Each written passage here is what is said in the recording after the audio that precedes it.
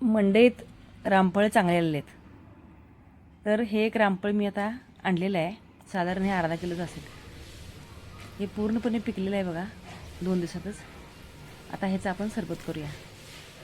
हे असं मधनं मी फोडून घेतलं आहे आणि चमच्यानं ह्याचा सगळा गर आहे की नाही बियासकट एका भांड्यात काढून घेतलेलं आहे. हे पूर्णपणे असं काढून घ्यायचं. जर हातानं काढलं की कसं नको वाटते, म्हणताना आपण काय करायचं, चाळणीत घालून चमच्यानं त्याला एकसारखं प्रेस करून दाबायचं आणि त्याचा पल्प बाजूला काढून घ्यायचा. हे बघू शकता तुम्ही.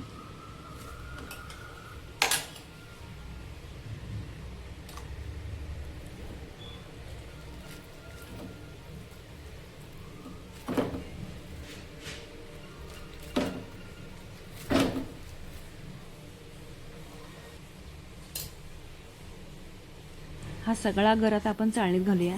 पिठाची आपण जी चाळण वापरतो त्यात, आणि चमच्यानं हे असं प्रेस करून चाळणीच्या खालच्या बाजूला जे गर जमा होतोय हे बघा, असं काढायचं आपण चमच्यानं आणि त्या भांड्यात हाताने ठेवायचा. खाली जमा झालेला पल्प बाजूला काढायचा, परत वरनं चमच्यानं त्याला प्रेस करायचं.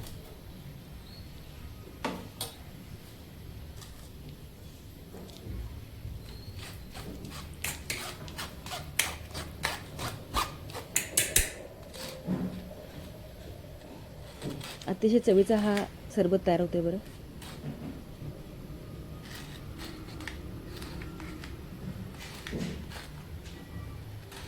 मिक्सरला जरा आपण लावलं ही ज्युसरला, तर जरा काय होईना त्या बियाचं कण त्या पल्पमध्ये येतं. हे अगदी चोखपणी होते. यात काहीही बियाची किंवा कुठलीच बाजू ह्यात जात नाही. थोडा वेळ लागते, पण अतिशय उत्तम असा सरबत तयार होतो.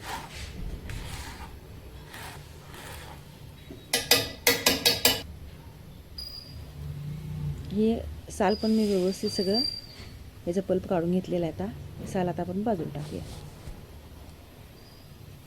झाडांना पण तुम्ही घालू शकता ही साल, त्यात काही शिल्लक राहिलेली नाही. हे बिया आपले एवढे शिल्लक राहिले आहेत, हे आपण बाजूला ठेवूया. हे काय टाकणार नाही मी, हे मी खाणार नंतर. आता हा पल्प चांगला चमच्यानं एकसारखा फेटून घ्यायचा आहे. आणि आता ह्या ग्लासमध्ये आपण ह्याच्यात 2 चमचे पल्प घालत आहोत. रामफळ अतिशय उत्तम चवीचं, मला वाटते सगळ्यांनी आवडत असणार आहे. हे आवळ्याचा रस आहे 2 चमचे. आवळ्यानं शक्तिवर्धक आहे आवळा. हे तुमचा रोजचं सरबत आहे, तो पण मी 2 चमचे घेतलेला आहे. आणि हे कोकम आहे, हे पण 2 चमचे घेतलेलं आहे. आता ह्यात पाणी घालूया. आवळा स्ट्रॉंग असते फ्लेवरला, तर पाणी आपण घातलेलं आहे त्यात. आणि सब्जा मी भिजत टाकलेल्या आहेत, त्या पण 2 चमचे आपण ह्या सरबतात घालणार आहोत.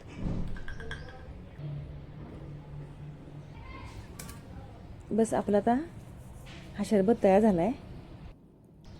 आपण आता चमच्याने ह्याला चांगलं ढवळून घेऊया, म्हणजे सगळं मिश्रण एकजीव झालं की प्यायला हे अतिउत्तम लागते. बघू शकता ह्याचा कलर किती छान आला आहे. आणि चमच्याने असं ढवळून घ्या. बस सरबत रेडी. सबस्क्राईब करा, लाईक करा आणि शेअर करा. धन्यवाद.